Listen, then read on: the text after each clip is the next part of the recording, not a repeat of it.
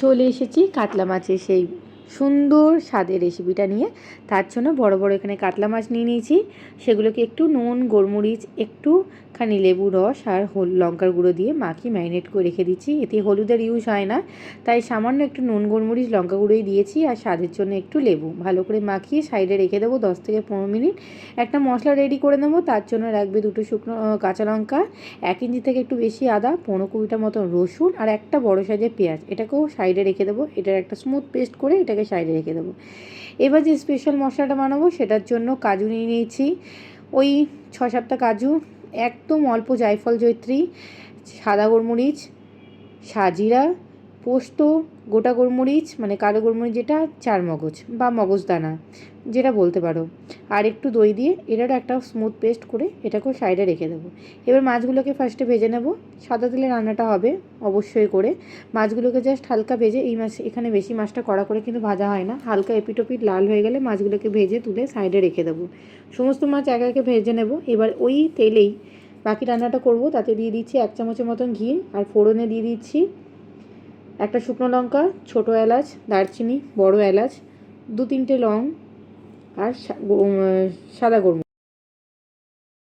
যখন অ্যারোমা বেরোতে শুরু করবে ফোড়নটা থেকে, তখন তার মধ্যে যে পেঁয়াজের পেস্টটা করে রেখেছিলাম সেটা দিয়ে ভালো করে কষিয়ে নেব। যখন তেল ছেড়ে আসবে, দেখতে পাচ্ছ চারিদিক থেকে তেল ছেড়ে দিয়েছে, তখন যে কাজুর পেস্টটা করে রেখেছিলাম সেই পেস্টটা এখানে অ্যাড করে দিচ্ছি। সেটাকে দিয়েও ভালো করে কষিয়ে দেবো। যখন ফুটতে শুরু করবে তখন ভেজে রাখা মাছগুলো দিয়ে দেবো। মাছগুলো দেওয়ার পর কিন্তু বেশি রান্না করা যাবে না, সেক্ষেত্রে মাছগুলো খুব নরম হয়ে যাবে। যেহেতু লেবু পড়েছিল, মাছটা এমনিই নরম আছে। ওপর থেকে দিয়ে দিচ্ছি সামান্য একটু কেওড়া জল, সামান্য একটু গোলাপ জল। এটা অবশ্যই গোলাপ জল না দিলেও চলবে, কিন্তু কেওড়া জল মাস্ট, কেওড়া জল লাগবেই। স্বাদ মতন একটু চিনি, আর দিয়ে দিচ্ছি গোলমরিচ, এই গরম মশলা, গরম মশলা গুঁড়ো দিয়ে দিচ্ছি। ব্যাস, রান্নাটা আর কিছু লাগবে না। তো আজকে বানিয়ে ফেললাম কাতলা মাছের রেজালা। খুবই সুন্দর খেতে লাগে, অসাধারণ খেতে লাগে। কাতলা মাছের অনেক রেসিপি আমার ইউটিউব চ্যানেলে পোস্ট করা আছে। দই কাতলা আছে, কাতলা মাছের কোরমা আছে, কাতলা কালিয়া আছে, এমনি কাতলা মাছের ঝোল আছে, অনেক কিছু আছে। তো আজকে তোমাদের সাথে কাতলা মাছের এই রেসিপিটা শেয়ার করলাম। এটা খেতে জাস্ট অসাধারণ লাগে।